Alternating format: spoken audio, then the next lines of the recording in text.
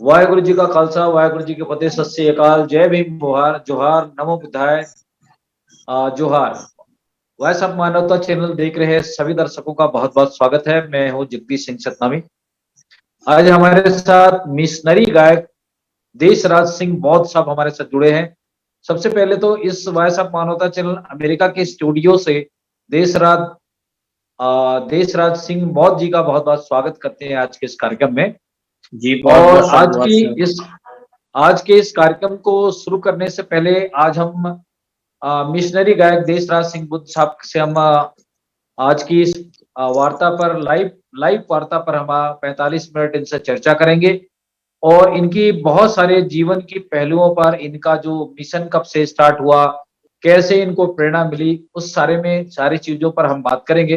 तो सबसे पहले तो देशराज जी, आज के इस कार्यक्रम में आपका स्वागत करते हुए मैं आपका परिचय जानना चाहूंगा कि आप किस राज्य के, किस जिले में, किस गांव से रहने वाले हैं।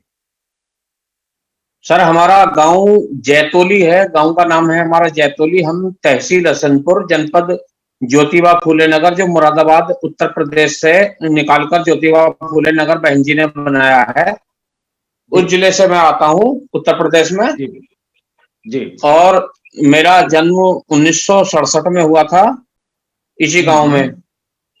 जी सन 76 में हमने हमारे यहाँ एक बुद्ध संघ प्रेमी नाम के जो बहुत पुराने सिंगर थे, बहुत बढ़िया प्रचारक थे हापुड़ के, वो बुद्ध संघ प्रेमी मिथुन सिंह सत्यपाल बौद्ध जी, जो आज बोलिया में रह रहे हैं अमेरिका में, तो वो सब लोग यहाँ आए थे। तब हम छोटे छोटे थे, हमें उनसे प्रेरणा मिली।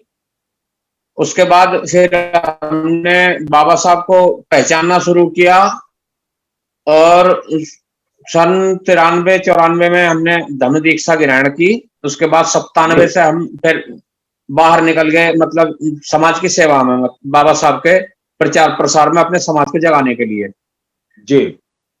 तो देशराज सिंह जी, मैं ये बाबा साहब के मिशनरीज गीत को गाने के लिए कब से आप शुरू किए? क्या आप बचपन से गाते हैं? आपको प्रेरणा कैसे मिली गीत संगीत को लेकर, म्यूजिकल सिस्टम में? सर सन 1997 में हमारे यहाँ हमने एक प्रोग्राम किया था जी बौद्ध भिक्षुक का, वो वर्षावास मनाया था। तो वर्षावास समापन समारोह में हमने एक प्रचार करवाया था, जो चंद्रपाल करदम जी नोएडा से चल के आए थे। तो मुझे लगा कि काश मैं भी बाबा साहब के विषय में मैं भी कुछ जानूं, तो लोगों को कुछ, काश मैं भी गाना जानता तो मुझे भी लोगों की सेवा करने का मौका मिलता, जगाने का अपने समाज को। तो उसी वक्त मैंने एक हारमोनियम खरीदा, बहुत पुराने जमाने का हारमोनियम। खरीदने के बाद मुझे किसी ने बताया कि तुम सीख नहीं पाओगे। मैंने सोचा कि अगर मैंने ठान लिया तो क्या नहीं कर पाऊंगा। मैंने वो रात और दिन एक कर दिया उसको सीखने में। जब भी मैं सोता था, अपने बराबर में बाजा रखकर सोता था, और सब लोग कहते थे पास पड़ोस के भाई ये तो देशराज पागल हो गया, रात को ना सोता ना सोने देता। तो मुझे मतलब ऐसी लगन लगी, तो मैं 10-12 दिन के अंदर ही बाजा बजाना सीख गया था, हारमोनियम। जी जी फिर मैंने अपने गांव के जो जो प्रतिभाशाली जो बच्चे थे, जो जिनको गाने में, जिनका कंठस्थ अच्छा था, जो गाने में प्रतिभा रखते थे, मैंने उन बच्चों को पकड़ा और एक प्रचार टीम बनाई। और जी लोगों से गांव गांव घूमे हम, सर पे बाजा रख के, ढोलक लेके, और अपना मिट्टी का तेल बोतल में लेके जावे थे, क्योंकि पहले वो लालटेन चलती थी वैसी गैस वाली, जी जो मिट्टी के तेल से चलती हैं। तो मिट्टी का तेल, केरोसिन हम लेके जाते थे अपना बोतल में साथ। खाना खा के घर जाते थे, तो लोगों से हम गांव गांव जाके कहते थे कि भाई हमें कोई एक तकत दे दो, ताकत दे दो, और हमारी बस बात सुन लो। हम खाना खा के आए हैं, किसी पे ये भी दबाव नहीं देंगे कि हमें खाना चाहिए, किसी पे ये दबाव नहीं देंगे कि हमें रोटी चाहिए, पैसा चाहिए, कुछ नहीं चाहिए, बस केवल हमारी बात सुन लो। जी तो हमने बाबा साहब के विषय में जो जानकारियां, हम जितनी भी हमें जानकारी थी, वो हमने समाज को वो मतलब उसी से जागृत करने का प्रयास किया। जी और फिर धीरे धीरे हमारे मतलब ख्याति बढ़ती गई, लोग हमें पहचानते गए। उसके बाद हमें मुख्यमंत्री के यहाँ से भी निमंत्रण आया, संसद भवन पे भी हमें मौका मिला एक आध बार प्रोग्राम करने का। और मतलब बाबा साहब के अम्बेडकर मिशन की दुनिया में मतलब हमारी एक छोटी सी पहचान बन गई है देशराज सिंह बौद्ध के नाम से। तो सर हमने बहुत संघर्ष किया है। सबसे पहले हमने जो शुरुआत करी है अपने घर से करी है, क्योंकि हमें अपने जो घर में जो हमारे जो परंपराएं थी उनको भी हमने तोड़ने का काम किया है, उनको हमने खत्म करने का काम किया है। जो हमारे घर में प्रथाएं थी, यानी जैसे एक बार हमारे जो बड़े भाई हैं जवाहर नवोदय विद्यालय के प्रिंसिपल हैं, तो हमारी जो भाभी जी थी वो कुछ एक देवी है संतोषी, उसका व्रत करती थी। मुझे बनारस में मेरे भाई ने बुलवाया कि देशराज तो यहाँ आ जा। मैं जब वहां गया तो हमने देखा हमारी भाभी जी वो व्रत कर रही थी। मैंने उनकी जो मूर्ति थी वो सब तोड़ फोड़ कर फेंक दी, सब उठा कर फेंक दिया मैंने, सब गोरख धंधा। भाभी जी हमारी नाराज होगी। भैया ने हमारे पूछा कभी क्या बात है, तब मैंने उनसे बताया कि जी ये बात है। हमारी भाभी नाराज थी, तो भैया ने हमारी भाभी को समझाया कि भाई ये हमारा भाई छोटा ही तो है लेकिन बात तो अच्छी कह रहा है, बढ़िया अच्छी बात है कि बाबा साहब की बदौलत तो हम आज यहाँ बैठे हैं, जो इस कुर्सी पर बैठे हैं, जो ब्राह्मण हमारे पैर छू रहे हैं, ये बाबा साहब की बदौलत है, संतोषी की बदौलत नहीं है। तब उन्होंने हमारी भाभी जी ने पढ़ी लिखी थी, बहुत जल्दी वो समझ गई।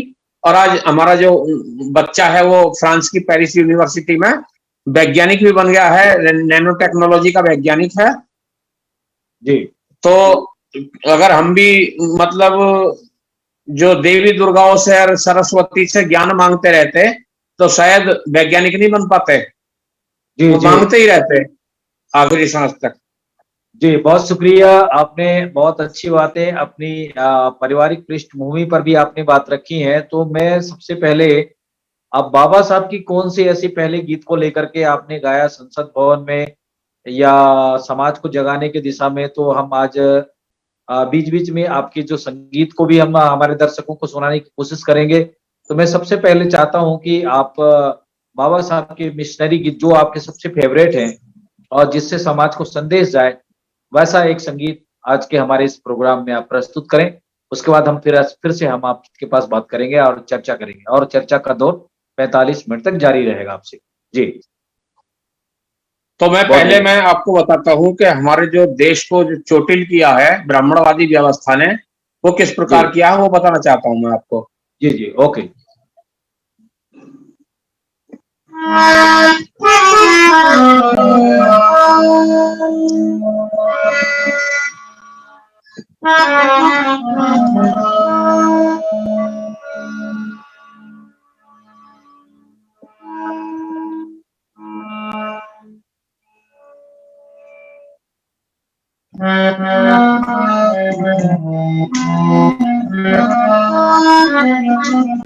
हरि प्रेम प्यार समूहता को खोया,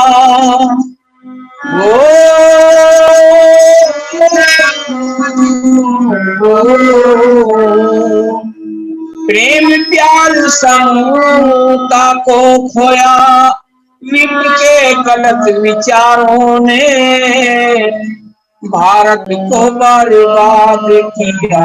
यहाँ धर्म के ठेकेदारों ने भारत को बर्बाद किया। यहाँ धर्म के ठेकेदारों ने प्रेम प्यार समूहता को खोया, विप के गलत विचारों ने भारत को बर्बाद किया। यहाँ धर्म के ठेकेदारों ने,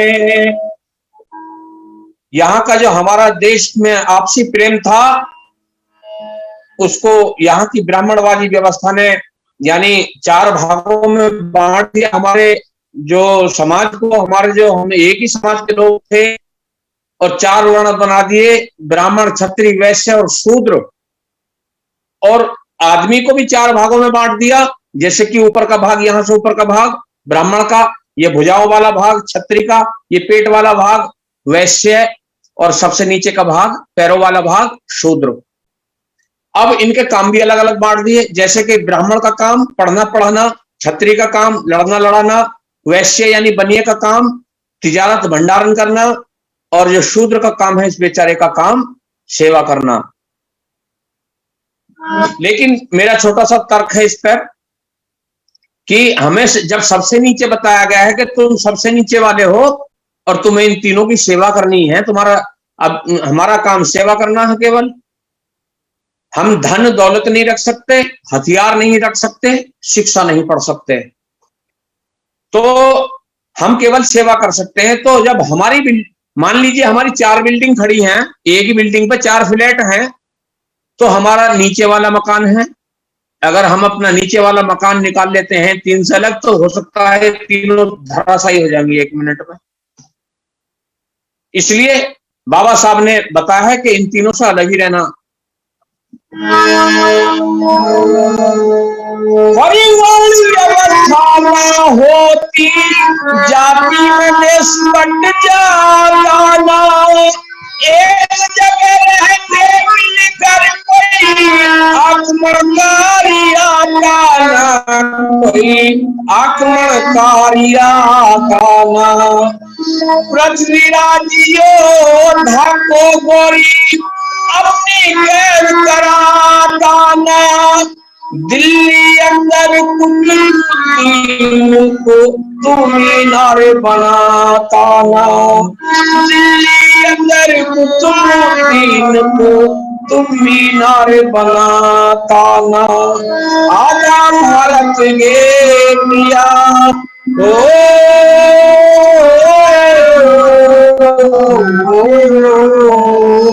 आजा भारत घेरिया, मुगलों के यहाँ मजारों ने भारत को बर्बाद किया, यहाँ धर्म के ठेकेदारों ने। अगर हम एक होते, यहाँ वर्ण व्यवस्था और जातिवाद ना होते, हम 6743 जातियों में बटे हुए ना होते, तो शायद बाहर के जो मुगल आए हैं इन्होंने मौका देखा, हमें फूट डली हुई देखी कि ब्राह्मण ने हमें बखेर रखा है, तो उन्होंने ब्राह्मणों को फेल कर दिया और ब्राह्मणों से आगे ज्यादा अत्याचार करा। और आगे क्या बताया है कि आज जहां हमारी बुद्ध की निशानियत थी इस देश में, ये बुद्ध का देश है, प्राचीन काल से ही बुद्ध का देश रहा है, लेकिन इस देश में मुगलों की निशानियां जो बनी वो जब बनी जबकि हम संगठित ना रहे, हमारा संगठन टूट गया। और आगे क्या बताया, सिकंदर सूरी बाबर या बरियाना, वही नूर हीरा भारत से नादिर साले जाता ना, नादिर साले जाता ना। 14,000 जली रानी हम को इतिहास बताता ना, भीम सिंह चित्तौड़ किले में खिलजी को बुलवाता ना। भीम सिंह नाम का जो सवर्ण था, मनुवादी था, उसने खिलजी को चित्तौड़ किले में गुप्त तरीके से बुलवाया और अपनों को मरवा दिया। भीम सिंह चित्तौड़ किले में खिलजी को बुलवाता ना, अपनों को मरवाया गैरों से हो,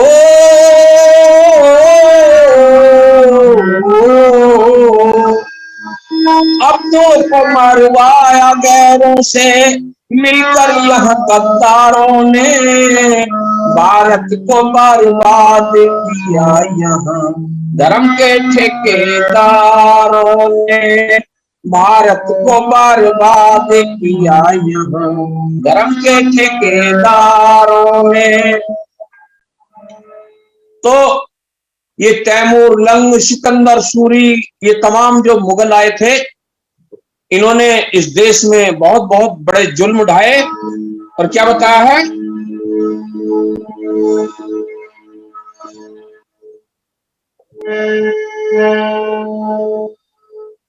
और सोमनाथ के मंदिर को महमूद लूट ले जाता ना। अकबर क्वारी लड़कियों कमी ना बाजार लगाता नामी, ना बाजार लगाता ना। काली चंद बन मुसलमान हिंदुओं के मंदिर ढाता ना। औरंगजेब जबरदस्ती हिंदुओं को कुरान पढ़ाता ना। औरंगजेब जबरदस्ती हिंदुओं को कुरान पढ़ाता ना। देश की कोई मदद करी ना ओ,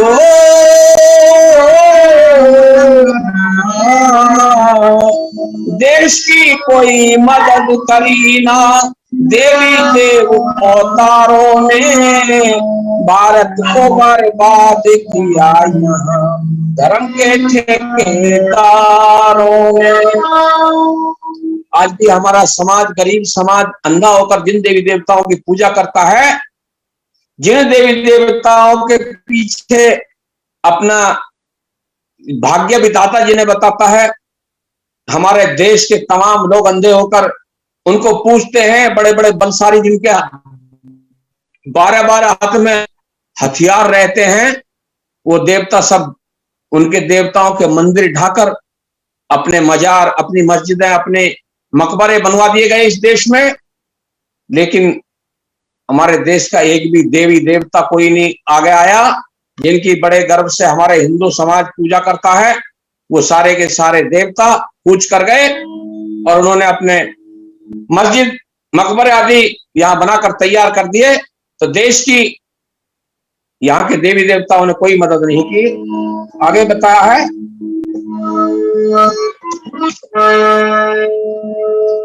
महाराणा प्रताप सूरजमल इनके सम्मुख लेना। तेग बहादुर गोविंद सिंह अपनी तलवार उठा लेना, अपनी तलवार उठा देना। महाराणा प्रताप सूरजमल इनके सम्मुख देना।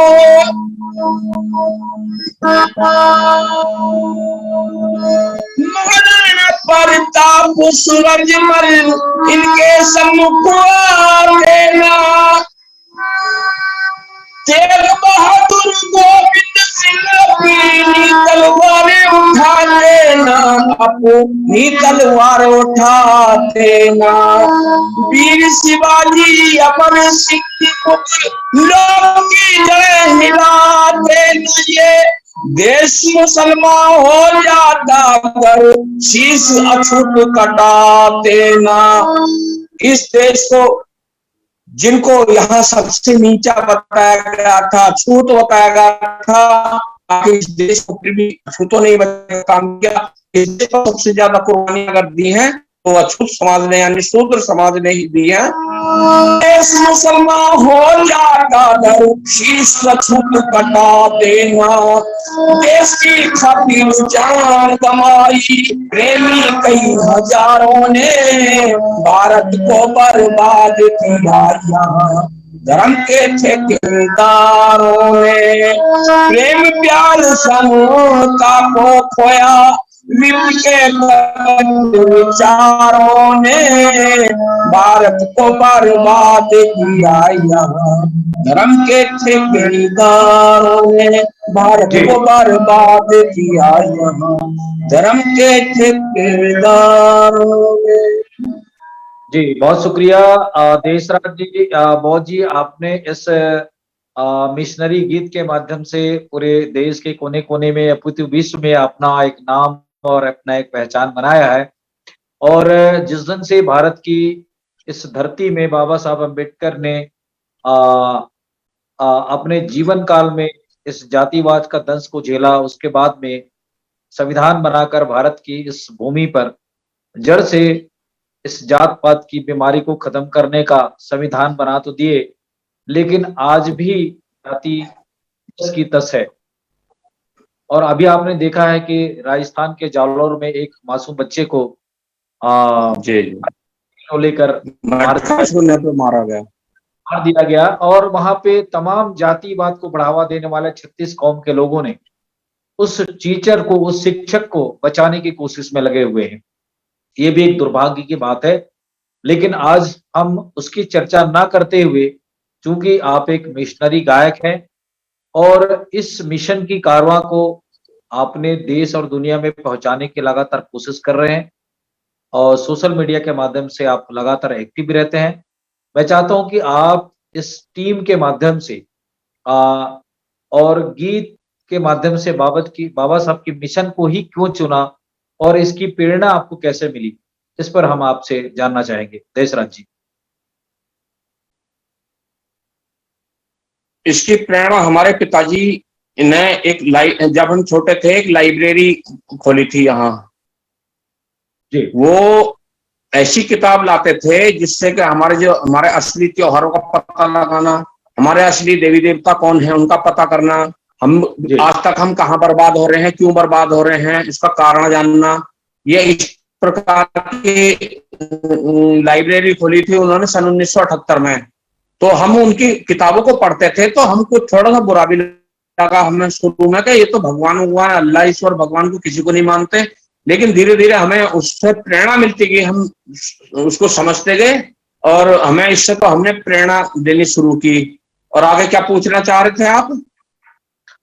इसकी प्रेरणा मिली और इसके बाद में देश और दुनिया में जो इस मिशन को आगे बढ़ा रहे हैं, तो आपको अभी तक इस पर किस किस टाइप का अनुभव आ रहा है? कई लोग आपको विरोध भी करते होंगे, ये हमारे धर्म की विरोध करते हैं, देवी देवताओं को। हाँ, विरोध यहाँ तक करते हैं कि मुझे यहाँ तक चेतावनी दी के लिए आएंगे, घर से खींच मार देंगे। कई बार मुझे सोशल मीडिया पर तो मुझे पता नहीं कितने लोग गालियां देते हैं, लेकिन जो खास तौर से जो निकटतम यानी जो हमारे अपने हैं, मैंने बताया नहीं कि पहले जो संघर्ष होता है वो अपनों से होता है जी। अगर हम अपनों को जीत गए तो दुनिया को जीत लेंगे। तो मुझे कुछ अपनों ने ही मुझे टांग खींचने का काम किया है, अपनों से मुझे लड़ना पड़ रहा है। हालांकि मैंने अपने गांव को धीरे धीरे सुधार लिया है, लेकिन ये काम जो मेरी शादी हो गई थी 1991 में, 97 से मैंने काम किया है। तो मेरे ससुराल वालों ने ये बात रखी कि भाई हमने जो शादी की थी तो हमने गाने बजाने वाले को नहीं की थी। तब मैंने उनको बैठा के समझाया कि मैं गाने बजाने वाला नहीं हूं। कभी आपके दिमाग में ये हो कि मैं गाने बजाने वाला हूं? मैं अपने समाज को जागृत करने वाला हूं। मैं एक चिंगारी छोड़ के जाऊंगा, जिस दिन जाऊंगा, जिस दिन मेरी अर्थी निकलेगी तब आपको पता लगेगा कि देशराज क्या चीज था। और मैं जिसकी बदौलत आप ये 200-250 बीघा जमीन जोत रहे हैं, ये उसी महान पुरुष का गुणगान करता हूं मैं। फिर ये शिकायत हमारे भैया जी पे पहुंची, मैंने भी उनको यही बताया कि मान के भैया जी, ये अगर आप जो भी कुछ हो बाबा साहब की बदौलत है। इससे पहले हमारे कोई बुजुर्ग बड़े बूढ़े कभी इस प्रकार की सरकारी नौकरी में नहीं लगे थे। आज हम जो कुर्सी पर बैठे हैं, अच्छे मकान में रह रहे हैं, ये बाबा साहब की बदौलत है। फिर हमारे जो मामा जी थे, विधायक थे यहाँ गजरोला के, गंगाराम विधायक साहब, कांग्रेस जे के विधायक थे जगजीवन राम जी के जमाने के। तो उन पर भी ये शिकायत पहुंची, उन्होंने भी मुझे बुलाया कि देशराज भाई तुम्हारी शिकायत ज्यादा आ रही है, तुम गाने बजाने का काम क्यों करते हो, तुम्हारे पास किस चीज की कमी है? मैं बोला जी हाँ, सब चीज काफी है मेरे पास, हमारे पास एक ही चीज की कमी है। बोले क्या कमी है? मतलब जाति की कमी है कि आप जो है, हमारा समाज जागा हुआ नहीं है, हमारे पास प्रेरणा की कमी है, हमारे पास शिक्षा की कमी है। हम पढ़े लिख तो गए हैं लेकिन शिक्षित नहीं है। हम पढ़े लिखे जरूर हैं लेकिन शिक्षित नहीं है। शिक्षित जब होंगे जब हम बाबा साहब के विचारधारा को समझेंगे। मैंने फिर उन्हें बताया कि अगर बाबा साहब ना होते या बाबा साहब आपकी बदौलत ना लगते तो आपको शायद ये जो आपका भट्टा और ये शुगर मिल लगा हुआ है ये शायद नहीं होता आपके, और आप विधायक ना होते। क्योंकि हमारी जो आरक्षित सीट थी यहाँ की, जिस सीट से हमारे मामा जी लड़ते थे, वो आरक्षित सीट थी। तो हमने जब उनको बताया तो उस जमाने में उन्होंने 500 रुपए निकाल के बोले जाओ कुछ खाइए और ये हमारी तरफ से आशीर्वाद है, तो दुनिया में प्रचार कर, जहां मेरी जरूरत पड़े मैं तेरे लिए तैयार हूं। तो मुझे उन ऐसे लोगों से मुझे हौसला मिला और हमारे समाज के आज बहुत लोग कंधे से कंधा मिला के साथ खड़े हैं। और अब भी मेरा लक्ष्य है कि मेरी जो सांस है, अंतिम सांस भी इसी मिशन में निकले। हालांकि मैं मुझसे गाया नहीं जा रहा, मेरे दर्द होना शुरू हो गया। मैं कैंसर का मरीज हूँ, कैंसर है मुझे, लेकिन मैं कभी हिम्मत नहीं हार रहा। मैं कैंसर नहीं समझता, मुझे तो पता है कि मैं पैदा हुआ हूँ, मौत को साथ लेकर आया हूँ। मरना जरूर है, लेकिन अंतिम सांस तक भी अम्बेडकर मिशन में ही रह के मरूंगा। जी देशराज जी, हमारा ये जो वॉइस ऑफ मानवता चैनल है ये अमेरिका से है, हिंदी में, और हम इसको ब्रॉडकास्ट कर रहे हैं। आप जैसे लोगों की आवाज है हमारी ये। मेघराज जी हमारे साथ जुड़ गए हैं। मैं चाहूंगा कि मेघराज जी देशराज सिंह से कुछ चाहेंगे तो ये बहुत ही बड़े भारत के मिशनरी गायक हैं, और आप जो कुछ गायक विभिन्न भाषाओं में डब करने की कोशिश कर रहे हैं। मेघराज जी हमारे एक लेखक भी हैं, उन्होंने एक समाज को जगाने की दिशा में एक लेख लिखा है, उसको कई भाषाओं में उन्होंने किया है। तो मैं चाहूंगा कि आप मेघराज जी से भी बात करें, और वो कुछ आपकी मिशन को लेकर के एक गाना भी कुछ हिंदी में या कोई करना चाह रहे हैं, उस पे संदर्भ में भी बात कर सकते हैं मेघराज जी देशराज बुद्ध से। वाहिगुरु जी का खालसा सबको। देशराज जी आपका स्पेशल धन्यवाद, आप जुड़े हमारे साथ में वॉइस ऑफ मानवता पर। ये आप सभी की आवाज है, वॉइस ऑफ मानवता का मतलब है पूरे विश्व के लोगों की आवाज। तो जी बिल्कुल, तो जगाने का काम कर रहे हैं, तो ये बहुत बेहतरीन काम कर रहे हैं। दूसरी बात ये कि हम बोल तो देते हैं कि जगा रहे हैं, लेकिन क्या हम सही तरीके से उनको जगा पा रहे हैं, या वो जो जागने वाले लोग हैं वो क्या कर रहे हैं, किस बात को सुन रहे हैं, उनको क्या उन तो बात हमारी उनकी बात जो हम बोल रहे हैं उनकी बात तो जो समझ में आ रही है नहीं आ रही है। तो 2-3 बातें याद रखें। अगर बाबा साहब का मिशन लेकर चले आप लोग, तो बाबा साहब ने 3 सूत्र दिए थे कि शिक्षित बनो और संघर्ष को संगठित रहो, इस तरह का थे हम। तो इसमें मैं 3 बातें बताता हूँ आपको कि कैसे हो सकता है। क्योंकि ये दिन रात प्रचार हो रहा है इसका, लेकिन प्रचार होने के बावजूद भी इस पर फर्क नहीं पड़ रहा लोगों के ऊपर। ऐसे कैसे आप प्रचार करके निकल जाते हैं, तब वो फिर वैसे वैसे हो जाते हैं। कारण क्या है? तो मैं इसके ऊपर एक आर्टिकल भी लिखा था कि जो इंसान सच्चा इंसान ही शिक्षित बन सकता है, सच्चा इंसान ही संघर्ष कर सकता है, सच्चा और ईमानदार इंसान ही संगठित रह सकता है। और गौतम बुद्ध ने जो बात रखी थी कि खुद का दीपक खुद बनो, ऐसा जो उपदेश दिया था, अगर ये इसका प्रचार प्रसार तो पूरा हो रहा है, लेकिन खुद का दीपक कोई बना नहीं अब तक। अगर बना होता तो चमक जाता अब तक का, तो नहीं बना कोई। तो इसका मतलब है कि उसको सिर्फ पढ़ ही रहे हैं, बोल रहे हैं, समझ में नहीं आ रहा क्या है वो। तो खुद का दीपक भी सच्चाई और ईमानदारी से ही बनता है। जब आदमी के अंदर सच का दीपक जल पड़ता है, तो उसकी जिंदगी से ज्ञान का विनाश, अंधेरा का विनाश, भ्रम का विनाश और सब का विनाश हो जाता है। तो वो रहता है इंसान बन जाता है, वो इंसान प्रकाश में आ जाता है। तो जो प्रकाश में खुद होता है उसको भी प्रकाश की बताने की जरूरत नहीं पड़ता। प्रकाश में उसका चेहरा, उसकी बातें बता देती कि प्रकाश में पहुंच चुका है। तो देशराज जी आप हम बधाई देते हैं आपको कि आप इतना अच्छा काम कर रहे हैं। लेकिन 3 बातें याद रखें भी, अगर इनको अभी आप प्रचार प्रसार में जोड़ देंगे कि सच्चाई और ईमानदारी अगर इंसान के अंदर जाएगी, तभी वो शिक्षित बनेंगे, तभी वो संघर्ष करेंगे, तभी वो संगठित रहेंगे। अगर सच्चाई ईमानदारी जाएगी तो ये मिशन फेल होगा नहीं, बिल्कुल नहीं होगा। आप जो 100 साल में काम करेंगे उसको आप 1 साल में कर पाएंगे, हम गारंटी के साथ कहते हैं। तो आप बधाई फिर बार बार वॉइस ऑफ मानवता हम आप जैसे लोगों को बधाई भी देता है और सर्टिफिकेट भी देते हैं अच्छे लोगों को जो अच्छा काम कर रहे हैं। तो हम सर्टिफिकेट भी भेजवाएंगे आपके पास में वॉइस ऑफ मानवता। थैंक यू जी, जुड़ने के लिए शुक्रिया, धन्यवाद। जी देशराज जी, जैसा कि हमारे इस चैनल के मुखिया हैं मेघराज सिंह जी अमेरिका से, और उन्होंने बाबा साहब की जो मुख्य सूत्र था शिक्षित बनो, संगठित रहो और संघर्ष करो, तो इस मिशन को लेकर जो बाबा साहब ने जो 3 चीजें जो दी है, तो उस पर लेकर के कोई आपने अगर गीत संगीत बनाया है, जागृति गीत बनाया है, तो इस पर भी थोड़ी सी बाबा साहब की इस कारवां को लेकर के आप अपना संगीत के माध्यम से हमारे दर्शकों तक अपनी बात रख सकते हैं देशराज जी। ये बिल्कुल बिल्कुल सर, मुझे अगर आगे को वक्त देंगे तो मैं बिल्कुल इसका आपकी सेवा करूंगा। मेरी अब तबीयत खराब हो गई ज्यादा, मैं आपके साथ बैठा हूँ, लेकिन मुझे कुछ मैं इस स्थिति में नहीं हूँ गाने की में इतनी मेहनत से। अच्छा जो मैंने मेहनत की है गाने की। ठीक है। तो मेघराज जी ने जो बातें कही है, उनके इस बातों को आप कितना समर्थन करते हैं? मैं पूरी तरह 100 के 100% सहमत हूँ उनकी बात से जी। और ये इसमें कोई लुका छुपी की कोई बात नहीं है। ये बात वास्तविकता भी यही है कि बाबा साहब ने जो बड़े सोच समझ के ये तीनों बातें जो बताई थी, 3 सूत्र जो हमारे समाज को दिए हैं, बहुत ही सूझबूझ के दिए हैं ये, क्योंकि जब तक हम शिक्षित नहीं होंगे तब तक हम संगठित नहीं हो पाएंगे। और जब शिक्षा ही तमाम दुखों की जो मुक्त करने वाली चाबी है, नहीं, वो केवल शिक्षा है। शिक्षा से संगठन होगा, संगठन होने के बाद भी हम संघर्ष कर पाएंगे। तो जो सबसे पहला मूल मंत्र शिक्षा है। जी, मेरा सर जी की बातों से पूर्णतः सहमत हूँ। जी, देशराज जी, जैसा कि आप एक मिशन को लेकर के आपने इस पीड़ा को, कारवां को उठाया है और इसी से आपकी पहचान बनी है। नहीं तो इससे पहले देशराज सिंह बौद्ध जी को मुझे लगता है कि मैं भी नहीं जानता था। और जब आपके गीत और इस मिशन की गीत को जब आपने सोशल मीडिया के माध्यम से आपने शुरू किया, तब से लोगों तक, मैं सोचता हूँ लाखों करोड़ों तक देश दुनिया में आपको लोग जानते हैं। और मैंने भी आपके बहुत सारे वीडियोस को देखा है, फॉलो किया है। मैं लगातार आपकी कोई न कोई मिशन के गीत को समय बेसमय सुनता रहता हूँ और मुझे बहुत अच्छा लगता है।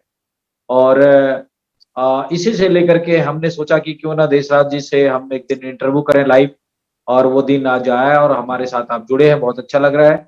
और बहुत सारे देश और दुनिया के लोग आज आपको, आपकी बातों को सुन रहे हैं। तो आप कुछ और भी अपने जीवन के कुछ अनुभव को अगर आज के इस कार्यक्रम के माध्यम से जो आपके साथ में जीवन में घटना घटी है उसको शेयर कर सकते हैं, बात को रख सकते हैं।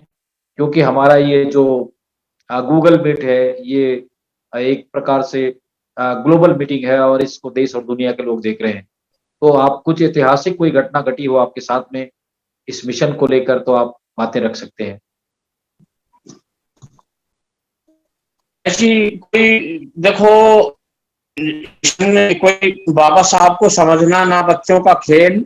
और बाबा साहब को मानिए जैसे एक्सप्रेस हो रेल, बाबा साहब को कोई खिलौना नहीं है। बाबा साहब का मिशन को समझना, बाबा साहब को समझना बहुत, इसको दिलो दिमाग में उतारना पड़ता है। जब बाबा साहब के मिशन में एक बार रंग जाता है तो वो रंग कभी उतरता नहीं है। इसलिए मुझे धमकियां भी मिलती हैं। मेरा 3 बार अपहरण भी हो चुका है सर जी, जिसमें एक बार मुझे हाथ पैर बांध के नदी में डाल दिया गया था, गंगा नदी में। गंगा नदी हमारे पास ही है, तो एक बार गंगा नदी में डाल दिया था, फिर उन्होंने ही निकाल कर मुझे खोल के छोड़ दिया था बाद में। लेकिन मैंने कभी अपने रास्ते से हटा नहीं। मैंने यही प्रतिज्ञा की है कि मेरी जो अंतिम सांस तक मैं परम पूज्य बाबा साहब के मार्ग को पे चलता रहूंगा। और दूसरे लोगों को भी। आपको बांध करके जिन लोगों ने गंगा में डाल दिया था, तो वो आपको मारने के लिए डाल दिया गया था, आपकी ये इस मिशन को खत्म करने के लिए डाला था? धमकाने के लिए। अगर मारने के लिए डालते तो वो शायद मुझे मारते, क्योंकि वो निकालते नहीं, निकाला भी उन्होंने ही था फिर वापस जाकर। तो इसका मतलब ये था कि वो उन्होंने मुझे धमकाना चाहा था। जी, लेकिन आप तो बाबा साहब के सच्चे बेटे हैं, भीम बेटे हैं। हम अगर कहें तो भीम के जो बेटे हैं वो किसी को डरते नहीं है, और नाम भी उनका भीम है। और भीम के बारे में लोगों को पता ही है। जी, एक बार मुझे पकड़ के बंद कर लिया था एक मकान में। मुझे कम से कम 20 राइफलें थी जो मेरे चारों तरफ रहती थी, लेकिन मैं उनसे डरा नहीं बिल्कुल भी। और 3 दिन तक मैं उसी मकान में बंद रखा गया मुझे। और दोनों सुबह शाम जब भी लोग आते थे मुझे राइफल दिखाते थे, मुझे उसको सब दिखाते थे, डराते थे। लेकिन मैंने अपना मतलब विचलित नहीं हुआ उन चीजों से। मैं आखिर उनकी हार हुई और मैं आज भी, मेरी जीत हुई। तो देशराज जी, आपको किस बात को लेकर के आप बाबा साहब के मिशन को गीत संगीत के माध्यम से लेके जा रहे हैं, इसके लिए उनको तकलीफ है या किस बात के लिए उनको तकलीफ है? मनुवादियों को? मनुवादियों को सर जी इस बात से ही तकलीफ है कि हमसे ही तो उनका काम चलता है। अगर हम ना होंगे तो कौन उनकी सेवा करेगा, कौन उन्हें कमाकर खिलाएगा? हमसे ही उनका सारा बाजार हमसे चलता है, सारे कारोबार हमसे चलते हैं। जब हमें उनसे अलग हो जाएंगे तो फिर उनका क्या रह जाएगा उन पर? शूद्र इस देश का ऐसी दौलत है, ये जिस तरफ मुड़ जाए उसको माला माल कर दे, उसकी सरकार बना दे। जी इसलिए मैं जो अपने समाज को, मैंने आप बताया नहीं था आपको कि हमारी अगर 4 बिल्डिंग है, हम नीचे वाली बिल्डिंग निकाल लेते हैं, तीनों बिल्डिंग गिर जाएंगी। जब हमारी बिल्डिंग को सबसे नीचे वाला बताया जाता है कि तुम्हारी बिल्डिंग सबसे नीचे है, तो भाई हम तो अपना मकान निकाल रहे हैं नीचे वाला, ऊपर के तीनों मकान धड़ाम गिर जाएंगे तुरंत। तो ये इस तरह की मैं जब बात बताता हूं तो इस बात से इन लोगों को तकलीफ होती है कि जब ये जिस बिल्डिंग पर हम टिके हुए हैं वो बिल्डिंग ही ना होगी तो हम कहाँ रहेंगे। जी देशराज जी, मैं आपसे अगला सवाल ये करना चाहूंगा। आज के जो भारत देश में जो हमारे दलित समाज के साथ जो अन्याय, अत्याचार, जुल्म, जाति लगातार बढ़ते जा रहे हैं, जी इसको हम कैसे मिटा सकते हैं और हमारे युवा बेटे और बेटियों को क्या संदेश देना चाह सकते हैं? कैसे वो एक हों और बाबा साहब की मिशन के माध्यम से जो शिक्षित बनो, संगठित रहो और संघर्ष करो का नारा जो दिया गया है, उस मिशन पे कैसे ये सक्सेस हो सकते हैं, कैसे एक हो सकते हैं?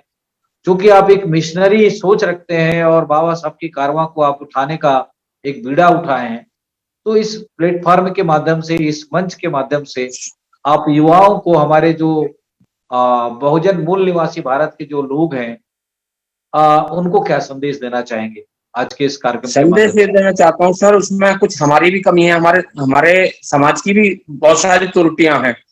जब एक अंबेडकर पूरे देश से तो क्या पूरी दुनिया से लड़ने की ताकत रख सकता है, तो जब तक हमारी माताएं बहनें अपने कोख से अंबेडकर जैसी संतान पैदा नहीं करेंगे, तब तक हमारा उद्धार होने वाला किसी कीमत पर भी नहीं है। जी जब तक अपनी कोख से काशीराम अंबेडकर जैसे, ज्योतिबा फूले नगर जैसे, सावित्रीबाई फूले जैसी बेटियां पैदा नहीं करेंगे, तब तक हमारा समाज यूं ही रहेगा। जी मैं आपसे और सवाल करूं इससे पहले मैं चाहता हूं जी कि आपके जीवन में अभी तक की जो आपकी जो यात्रा है, उस यात्रा में कोई सा ऐसा पड़ाव है जिससे आपको उस पड़ाव के माध्यम से उसमें आगे बढ़ने की और आपको प्रेरणा मिली हो और हमारे लोगों को हम इसके माध्यम से जोड़ सकें, ऐसा कोई अनुभव? मुझे आगे बढ़ने के लिए सबसे पहले तो मेरे परिवार ने मेरा बहुत बड़ा साथ दिया है। जी मेरे जो बड़े भाई हैं उन्होंने मुझे, मतलब मेरे जो बच्चे हैं, मेरा परिवार है, उसको मतलब अपने सर ले लिया सबको कि इनका देखभाल मैं करूंगा। अगर तू मिशन का जो कल मुझे मेरे मार्ग में रोड़ा बनते थे मेरे बड़े भाई, जो जब तक उन्हें नहीं पता था, जब तक वो मतलब उन्हें मैंने बताया नहीं था, तो तब तक वो मुझसे अलग थे, मेरी विचारधारा से भिन्न थे, हमारी दोनों की विचारधाराएं अलग अलग थी। लेकिन जब मैंने उनको बताया, बनारस में जाकर उनको बताया कि आप जो पैर छू रहे हैं, ये कल हमारे 6 फुट हमसे बच के दूर निकलते थे, 6 फुट की दूरी बहुत जरूरी था इनके लिए, और आज आपके पैर छू रहे हैं, ये बाबा साहब की बदौलत है। तो हमारे मुझे मेरे बच्चों को पूरा भरण पोषण करने के लिए उन्होंने जो है जिम्मा लिया है कि मैं जो तुम्हारे बच्चों की शादी ब्याह दुख तकलीफ हर चीज का जिम्मेदारी मेरी होगी, तुम अपने समाज को जगाने का काम करो, आगे बढ़ो। तो ये सबसे पहला तो मेरे जो बड़े भाई ने मेरा साथ दिया है। उसके बाद फिर बहुजन समाज पार्टी के बहुत सारे लीडर्स ऐसे हुए जिन्होंने मुझे अपने मंच पे बुलाकर, मैंने कई बार अपने ही लोगों से, मतलब जब मुझे दुख होता कि मैं 10 बार समझाता हूं फिर भी हमारे लोग नहीं समझते, तो कभी कभी मुझे गुस्सा आता तो मैं इसको उठाकर रख देता हूं कि मैं अब इस काम को नहीं करूंगा। लेकिन कुछ हमारे जो समझदार लोग हैं उन्होंने मुझे मतलब रुकने नहीं दिया। उन्होंने कहा कि चलते रहो, निरंतर चलते रहो। जब एक अंबेडकर लड़ने की ताकत रख सकता तो तुम क्यों नहीं लड़ सकते? अंबेडकर पूरी दुनिया से लड़ा, तुम पहले अपने समाज से लड़ लो, क्या परेशानी है? तो मुझे उन लोगों से ताकत मिली है, आप जैसे लोगों से मुझे ताकत मिली है, और बहुत सारे लोगों से मुझे ताकत मिली है। जो शिक्षित लोग हैं उन्होंने मेरी कदर की है। हालांकि कुछ लोगों ने मेरी, अपने लोगों ने मेरी मतलब कदर ना की है, इग्नोर किया है। लेकिन जो शिक्षित हैं, जो मेरी बात को समझ गए हैं, मेरे दर्द को पहचाने हैं, उन लोगों ने मुझे जीने के लिए हौसला दिया है, आगे बढ़ने के लिए प्रेरणा दी है। मैं उनका आभारी हूँ, आपका भी आभारी हूँ। आपसे मुझे बहुत कुछ सीखने के लिए, आगे बढ़ने के लिए ताकत मिलती है, प्रेरणा मिलती है। मैं आपके ये जो लाइव आप दिखाना चाह रहे हैं मुझे, मैं उन सब लोगों का इस चैनल की तरफ से आभार व्यक्त करता हूँ कि अगर मेरी बात समझे तो वो भी अपने घर में एक अम्बेडकर जैसा बच्चा, अम्बेडकर के नाम पे आगे निकाल दें, अपने समाज के लिए समर्पित कर दें एक बच्चे को। जी। चाहे वो जी जी जी देशराज चाहे जी। वो कि वकील बनाकर अपने समाज को दें, चाहे वो इंजीनियर बनाकर अपने समाज को दें, चाहे एक प्रचारक बनाकर दें, चाहे वो कुछ भी, मतलब एक बच्चे को जो अपने समाज को समर्पित कर दे, जो हमारे समाज को आगे बढ़ाने के लिए तत्पर रहे। जी देशराज जी, मैं अगला सवाल और आपसे करना चाहूंगा। आपके परिवार में आपकी पत्नी होंगे और आपके बच्चे होंगे, तो आज की इस मिशन को लेकर आपकी पत्नी आपके बच्चों के प्रति क्या राय है? वो क्या सोचते हैं? वो भी इस मिशन में आपका सहयोग करते हैं या उनका भी विचार कोई भिन्न है? वो सब मुझसे बहुत प्रभावित हैं। हालांकि उनके जो मन का जो भूत था अंदर का, उसमें मुझे सुधारने में, बताने में समय लगा, कई वर्ष लगे। लेकिन जी धीरे धीरे वो सब मेरे साथ हो गए, मेरे कंधे से कंधा मिलाकर मेरा साथ देते हैं। और उन्होंने मुझे मतलब घर से खुली छूट दे दी है। बच्चों ने भी कह दिया कि पापा जी आप समाज के लिए काम करो। जी और हम भी पढ़ लिख रहे हैं, जब हम आपकी तरह हो जाएंगे तो हम भी समाज के लिए कुछ ना कुछ करेंगे। ये मुझे जी। उन्होंने आश्वासन दिया है बच्चों ने। तो मैं आपसे चाहूंगा कि आप तक अभी तक इस मिशन को लेकर कहाँ-कहाँ जाकर के प्रोग्राम दिए हैं? जैसा कि आपने सांसद भवन में भी प्रोग्राम का बात किया, तो मैं चाहूंगा कि सांसद भवन में किसने आपको आमंत्रित किया था और कैसा नेक वहाँ दौर के प्रोग्राम हुआ था? वहाँ की नेक कुछ दौर के जानकारी।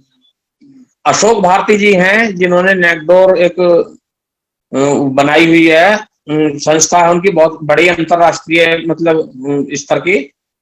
तो जी, उन्होंने हमें वहां बुलवाया था संसद जी। भवन पे।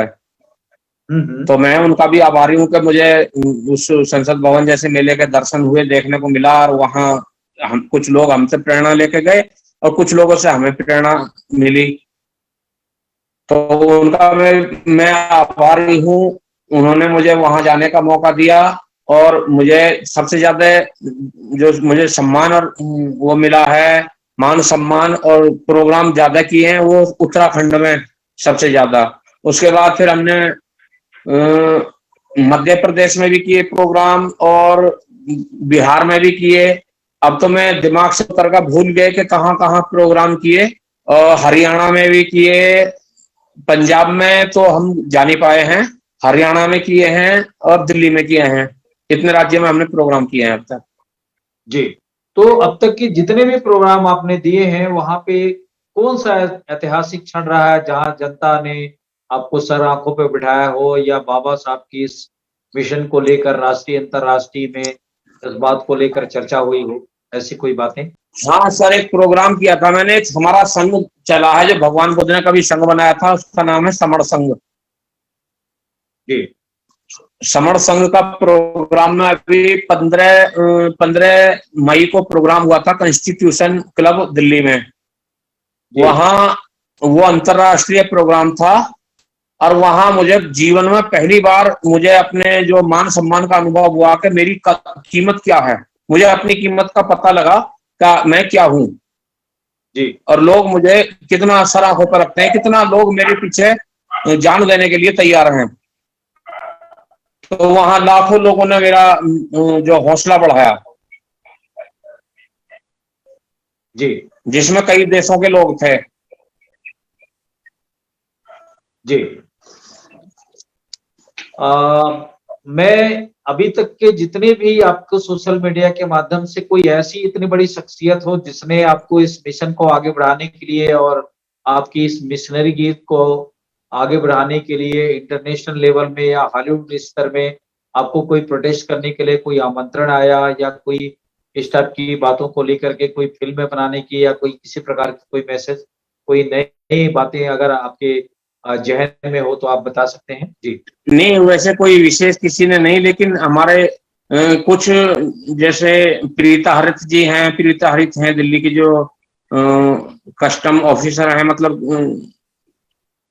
कमिश्नर हैं, जी जी। तो उनसे भी उन्होंने भी हमें बहुत सराहा। और हमारे ही वीरेंद्र कुमार दोहरे हैं जो कानपुर औरैया के पास फफूंद स्टेशन के पास पाता है, तो वहां के रहने वाले हैं। उन्होंने मुझे बहुत प्रेरणा दी और आगे बढ़ने के लिए उन्होंने प्रेरित किया।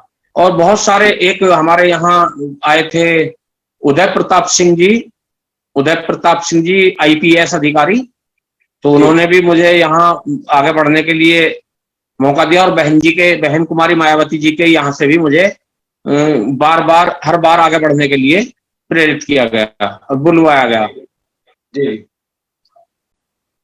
लास्ट में मैं आपसे चाहूंगा कि आप कोई बाबा साहब के मिशनरीज गीत को लेकर जो प्रेरणादायी हो और जो आपके सबसे प्रेरणा स्रोत हो, जिस गायक को, जिसको लेकर के आप हमेशा दिल में बसाए रहते हो, ऐसी कोई मिशनरी गीत को लेकर आज के इस हमारे प्रोग्राम के अंतिम पड़ाव पर हमारे दर्शकों को थोड़ा बहुत गुनगुना के या आपकी म्यूजिक के माध्यम से सुना सकते हैं तो संक्षिप्त में थोड़ी कोशिश करें।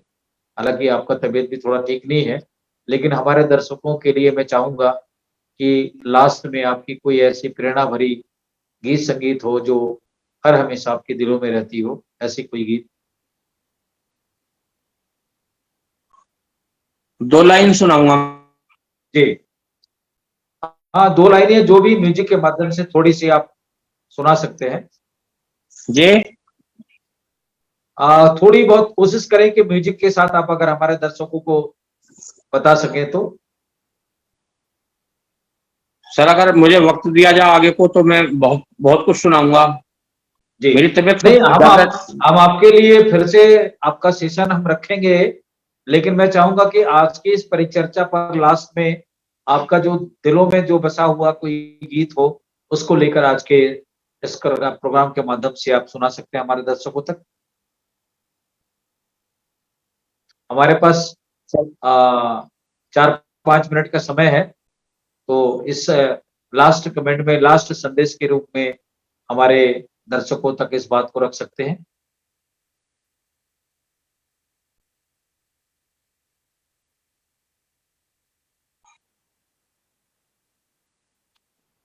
जी बिल्कुल बताना चाहूंगा कि हमारे समाज की जो आज भी जो हमारी माताएं हैं, बहनें हैं, वो अभी भी जब जैसे ब्याह शादी करते हैं, मतलब मनवादी रीति रिवाजों से, तो उसी प्रकार हमारी बड़ी बूढ़ी माताएं कहती हैं कि मेरे बेटे की अगर शादी हो जाएगी तो मैं अपने बेटे को वहां लेके जाऊंगी जहां जात लगाने के लिए। आपने सुना होगा ऐसा तो, जी कि हम वहां जात लगा के आएंगे, गठजोड़े के मंदिर पर घूमेंगे। तो मैं एक छोटी सी उन बहनों को, उन माताओं को बताता हूँ कि ऐसे मंदिरों पर कभी ना जाएं। अगर हमें नई बहू को लेके जाना है तो बाबा साहब की जहां स्टेचू हो, जहां बाबा साहब के 3 नियम लिखे हुए हों, वहां लेके जाइए और उन्हें बताइए, उस बिटिया को बताइए कि बेटी आज इनकी बदौलत तो हमारी दुल्हन बनी है और इनकी ये प्रेरणा है, ये हम।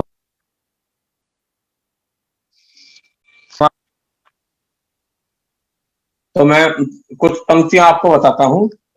एक बुढ़िया एक बुढ़िया अपने बेटे का और बहू का गौना तो कर लिया, ब्याह गौना करने के बाद वो जात लगाने जाती है और उस पर मतलब कितनी मुसीबत आती है। मैं आपको छोटी सी, जो हमारे समाज की माताएं बहनें, इससे प्रेरणा लें बस। बाबा साहब के बारे में तो बहुत बताने का समय मिलेगा, लेकिन मैं इनको ये बताता हूँ कि हमारा इन चीजों से बाहर निकलना पहले हमें।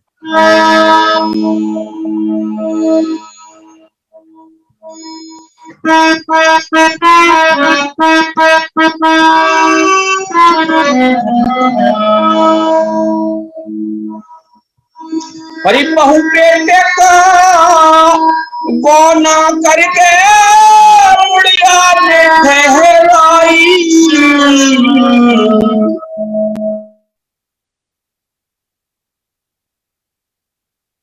आपकी आवाज आपकी आवाज नहीं आ रही है, आपकी आवाज। देशराज जी आवाज को ठीक करें, आवाज आवाज आवाज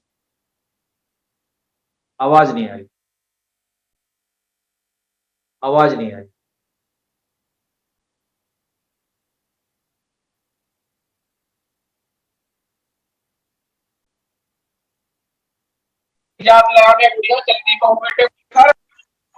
तो क्या बताया, अरे आगे आगे बुढ़िया चली, गंदे और रंग झोले कड़ूले, घर में सोरन तोड़ा, गज का घूंघट करवाया, कभी रह जावे न थोड़ा। बुढ़िया ने तमाम जेवर पहना दिया बहू को और घूंघट यहाँ तक कर लिया कि कहीं बहू को नजर ना लग जाए। और एक नारियल पर साल दिया, वहां सबकी होड़ी होड़ा, बहू बेटे का बांध दिया, फिर बुढ़िया ने गठ जोड़ा। बहू बेटे का बांध दिया, फिर बुढ़िया ने गठ जोड़ा।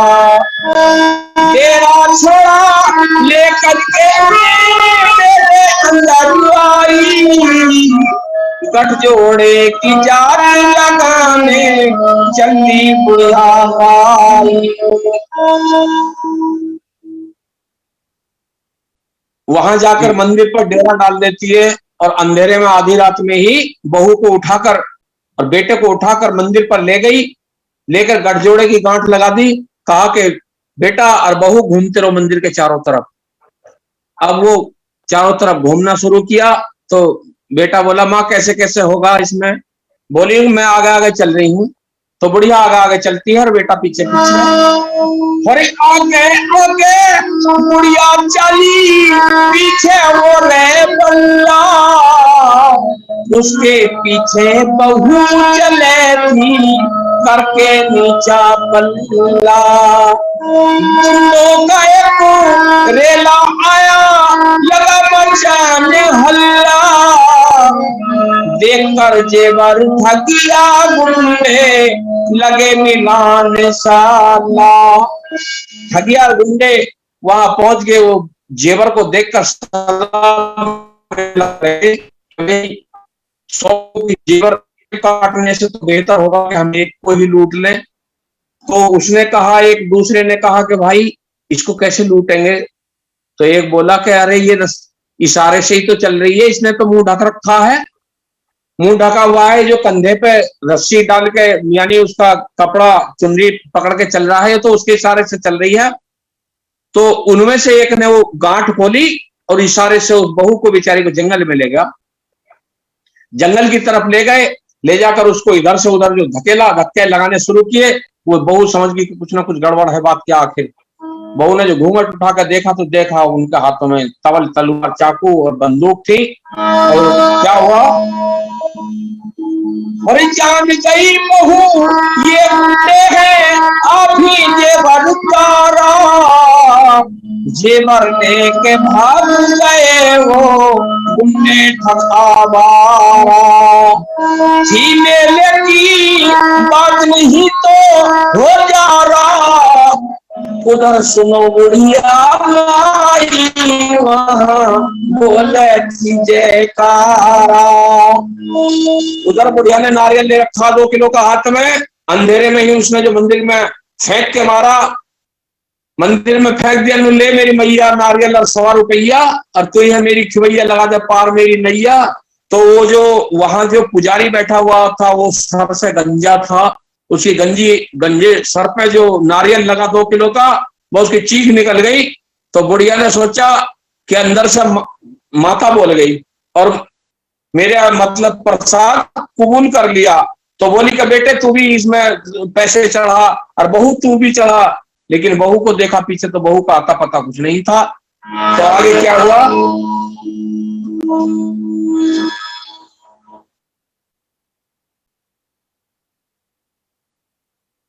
उधर बुढ़िया वहां बोले थी जयकारा, और इधर कबूल पर साथ हमारा में बहु बेटे न लाई, गठजोड़े की जात लगाने चलनी बुढ़िया माई। अब बुढ़िया ने जो देखा पीछे को बहू का पता नहीं था, बुढ़िया बेहोश हो गई, उसकी सांस फूल गई, धोकड़ी फूल गई। और क्या हुआ, हरीला बेटा बहू ना देखी, सुन लो बात अगाड़ी,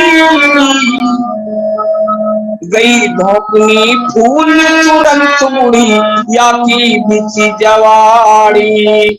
सारा मेला ढूंढ फिरे थे माँ और पूछ अमाड़ी, लुटी पिटी बहू मेले बाहर घायल पड़ी बेचारी।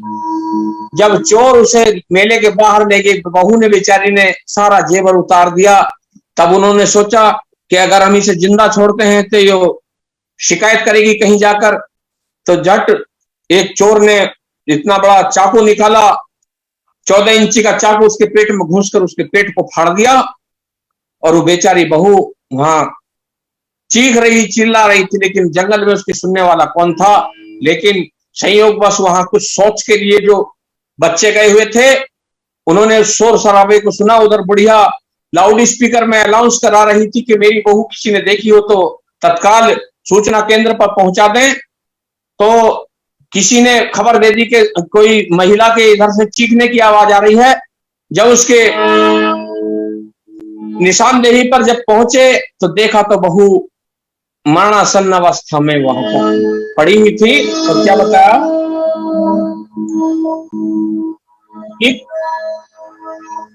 इकला बेटा बहू न देखी, सुन लो बात अगाड़ी, गई धोकनी फूल तुरंत मुड़ी या की बिची जवाड़ी। सारा मेला ढूंढ फिरे थे माँ और पूछ अनाड़ी, लुटी पिटी बहू मेले बाहर घायल पड़ी बेचारी। कह सूरजमल गौतम पंचारी, रो कथा सुनाई, गठजोड़े की जात लगाने चलनी बुढ़िया माई, गठजोड़े की जात लगाने चलनी बुढ़िया माई।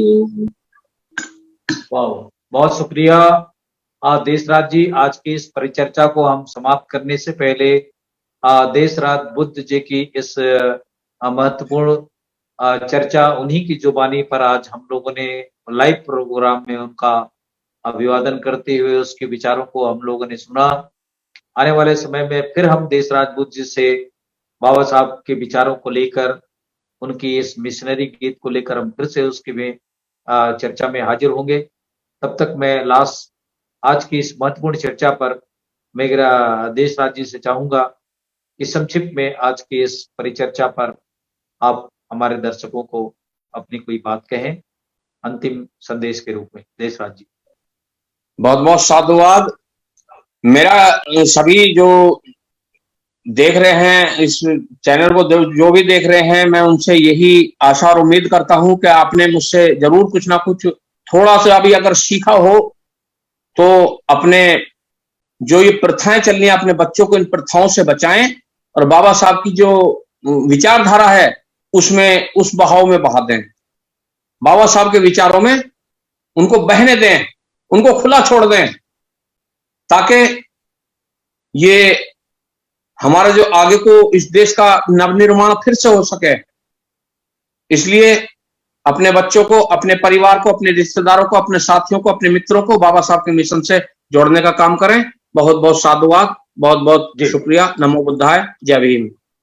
जी, ये थे देशराज सिंह बौद्ध जी, जो एक मिशनरी गायक हैं और बाबा साहब के मिशन को अपने गीत संगीत के माध्यम से देश और दुनिया में लेकर लोगों को जगाने की दिशा में सतत प्रयास है। आज हम उनसे उनकी जीवन की पहलुओं के बारे में, उनकी प्रेरणा के बारे में बहुत सारे चर्चाएं हम लोगों ने इस परिचर्चा पर, इस लाइव डिबेट पर चर्चा की है।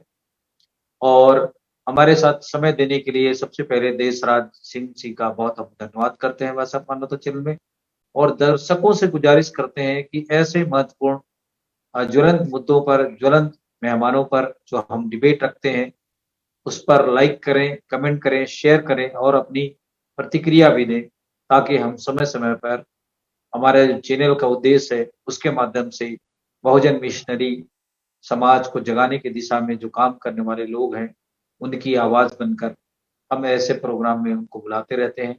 तो आज के इस कार्यक्रम को हम यही समाप्त करते हैं। वाहिगुरु जी का खालसा, वाहिगुरु जी की फतेह, सत श्री अकाल, जय भीम, जोहार। हमारे सभी दर्शकों को बहुत बहुत धन्यवाद और देशराज सिंह जी का भी बहुत बहुत धन्यवाद। Thank you.